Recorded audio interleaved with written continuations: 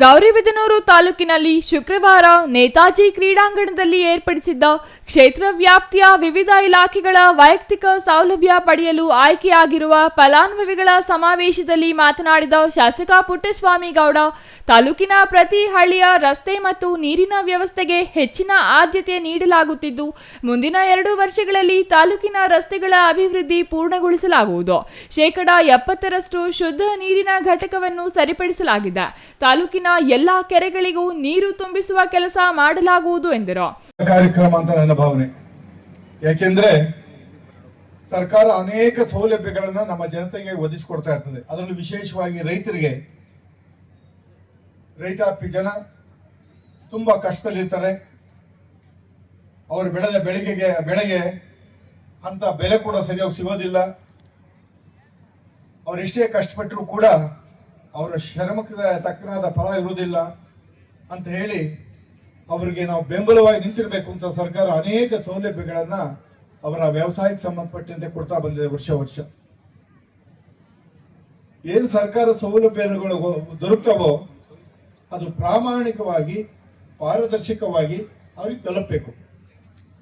ರೈತರ ಹೆಸರಲ್ಲಿ ಬರ್ತಕ್ಕಂಥ ಯಾವುದೇ ಅನುದಾನದ ಇರ್ಬೋದು, ಸಾಮಗ್ರಿಗಳಿರ್ಬೋದು, ಬಿತ್ತನೆ ಬೀಜಗಳಿರ್ಬೋದು, ಪ್ರತಿಯೊಂದು ಕೂಡ ಅವ್ರಿಗೆ ತಲುಪಬೇಕು. ರೈತರ ಹೆಸರಿನಲ್ಲಿ ಯಾವುದೇ ಅನ್ಯಾಯ ಆಗಕೂಡದು, ಯಾವುದೇ ಹಣ ದುರುಪಯೋಗವಾಗಬಾರ್ದು ಅನ್ನೋ ಭಾವನೆಯಿಂದ ನಂಗಾಗಲೇ ಕೆಲವು ದೂರುಗಳು ಬರ್ತಾ ಇತ್ತು. ಲಾಸ್ಟ್ ಟೈಮ್ ಯಾರು ಒಂದು ಅಡಿ ಹಾಕಿ ಕಡಲೆಕಾಯಿ ಮೂಟೆನ ಬಿತ್ತನೆ ಬೀಜ 9 ಗಂಟೆ ರಾತ್ರಿನಲ್ಲಿ ನೋಡಿ ತಗೊಂಡು ಹೋಗ್ತಾ ಇದ್ದಾರೆ. ಇಷ್ಟೊತ್ತಿನಲ್ಲಿ ಏನಿತ್ತು, ದುರುಪಯೋಗ ಆಗ್ತದೆ ಹಾಗೆ ಅಂತ ಅಂದ್ಬಿಟ್ಟು ಲಾಸ್ಟ್ ಟೈಮು ನನಗೊಂದು ವಿಡಿಯೋ ಕಾಪಿ ಕಳಿಸಿದ್ರು. ಅದೇ ರೀತಿ ಕೆಲವು ದೂರುಗಳು ಬರ್ತಾ ಇದ್ದು, ಸರಿಯಾಗಿ ಸಾಮಗ್ರಿಗಳು ತಲುಪಲ್ಲ, ಬಂದಂತ ಮೀಡಿಯಾಸ್ ಎಲ್ಲೆಲ್ಲ ಹೋಗ್ತವೆ ಹಾಗೆ ಅಂತ. ನಾನು ಅದನ್ನ ಜಿಲ್ಲಾ ಮಟ್ಟದ ಅಧಿಕಾರಿಗಳನ್ನ ಕರೆಸಿ, ತಾಲೂಕು ಮಟ್ಟದ ಅಧಿಕಾರಿಗಳಿಗೆ ಹೇಳಿ, ಇದು ಪಾರದರ್ಶಕವಾಗಿ ಯಾರು ದೂರಬಾರ್ದು.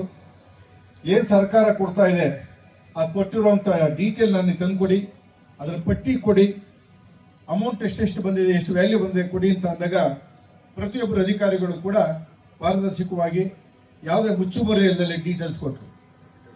ಅದ್ರ ಪ್ರಕಾರ 20 ಕೋಟಿಗಿಂತಲೂ ಹೆಚ್ಚಿನ ಅನುದಾನಗಳು ರೈತರ ವ್ಯವಸಾಯಕ್ಕೆ ಸಂಬಂಧಪಟ್ಟಂತ ಪರಿಕರಗಳು, ಚಾಪ್ಸ್ಗಳು, ವೆಹಿಕಲ್ಗಳು, ಹಿಂಗೆ ಒಂದಲ್ಲ ಅನೇಕ ರೇಷ್ಮೆ ಇಲಾಖೆಯಿಂದ ಇರ್ಬೋದು, ಕಾರ್ಮಿಕ ಇಲಾಖೆಯಿಂದ ಇರ್ಬೋದು, ಅಥವಾ ಹಾರ್ಟಿಕಲ್ಚರ್ ಡಿಪಾರ್ಟ್ಮೆಂಟ್ ಇಂದ ಇರ್ಬೋದು, ಅಥವಾ ಅಗ್ರಿಕಲ್ಚರ್ ಡಿಪಾರ್ಟ್ಮೆಂಟು, ಹೀಗೆ ಪ್ರತಿಯೊಂದು ಇಲಾಖೆಯಿಂದಲೂ ಕೂಡ ಡೀಟೇಲ್ಸ್ ತರಿಸಿ ಅವ್ರಿಗೆ ನೇರವಾಗಿ ತಲುಪಿಸಬೇಕು ಅನ್ನೋ ದೃಷ್ಟಿಯಿಂದ ಈ ಒಂದು ಕಾರ್ಯಕ್ರಮ ಹಮ್ಮಿಕೊಂಡಿದ್ದೀವಿ.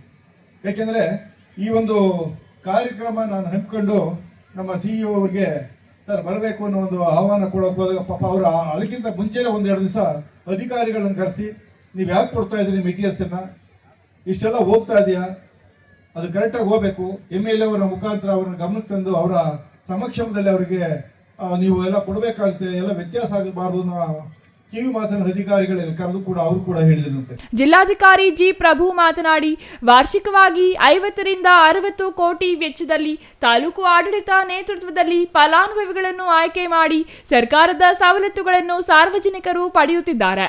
ಕಂದಾಯ ಇಲಾಖೆಯ ಸೌಲಭ್ಯಗಳು ರೈತರ ಮನೆ ಬಾಗಿಲಿಗೆ ಸಿಗುವಂತಾಗಬೇಕು. ತಾಲೂಕು ಆಡಳಿತಕ್ಕೆ ನಿರ್ದೇಶನ ನೀಡಲಾಗಿದೆ. ತಾಲೂಕಿನಲ್ಲಿ 9 ರಿಂದ 10 ಸಾವಿರ ಜಮೀನು ಮಂಜೂರಾತಿ ಪಡೆದ ರೈತರಿದ್ದು, ಗೌರಿಬಿದನೂರಿನ 800 ಫಲಾನುಭವಿಗಳಿಗೆ ತಕ್ಷಣವೇ ದುರಸ್ತಿ ಪೋಡಿ ಕಾರ್ಯ ಮುಗಿಸಿಕೊಡಲು ತಾಲೂಕು ಆಡಳಿತಕ್ಕೆ ಸೂಚಿಸಲಾಗಿದೆ ಎಂದರು. ವಾರ್ಷಿಕವಾಗಿ ಒಂದು ತಾಲೂಕಿನಲ್ಲಿ ಕನಿಷ್ಠ 50 ರಿಂದ 60 ಕೋಟಿ ಮೌಲ್ಯದ ಸವಲತ್ತುಗಳನ್ನ ವಿವಿಧ ಇಲಾಖೆಗಳ ಮೂಲಕ ನಾವು ವಿತರಣೆ ಮಾಡ್ತೇವೆ.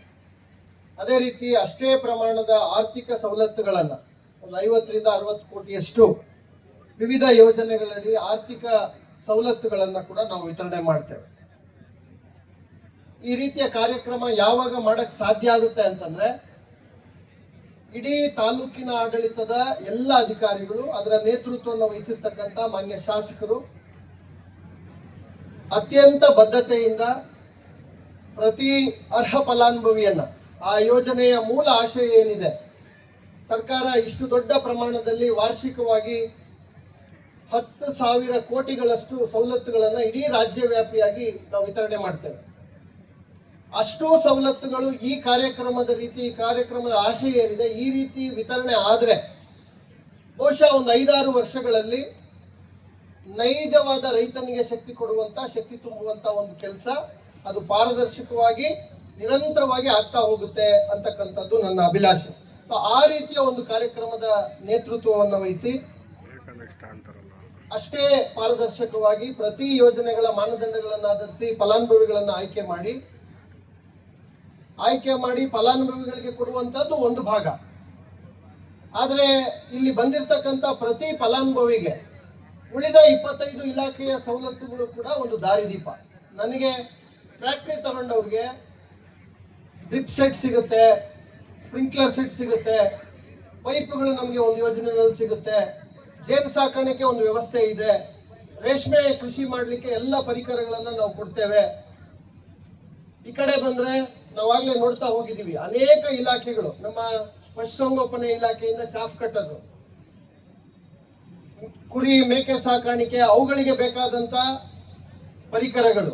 ಸೊ ಈ ರೀತಿ ಎಲ್ಲ 10 ಹಲವು ಸವಲತ್ತುಗಳನ್ನ, ಒಂದು ಸವಲತ್ತು ತಗೊಳ್ಳುವಂತ ಫಲಾನುಭವಿ ಇನ್ನೂ 10 ಸವಲತ್ತುಗಳನ್ನ ಯಾವ್ಯಾವುದನ್ನ ನಾನು ಪಡಿಬಹುದು, ಅದರ ಆಧಾರದ ಮೇಲೆ ನನ್ನ ಕೃಷಿ ಜಮೀನಿಗೆ ಹೇಗೆ ಜೀವಂತಿಕೆಯನ್ನು ತಂದುಕೊಳ್ಬಹುದು ಅಂತಕ್ಕಂಥ ಮಾರ್ಗದರ್ಶನ ಕೂಡ ಈ ಒಂದು ಕಾರ್ಯಕ್ರಮ ಕೊಡುವ ಮಟ್ಟಿಗೆ ಈ ಕಾರ್ಯಕ್ರಮವನ್ನ ರೂಪಿಸಿದ್ದೇವೆ.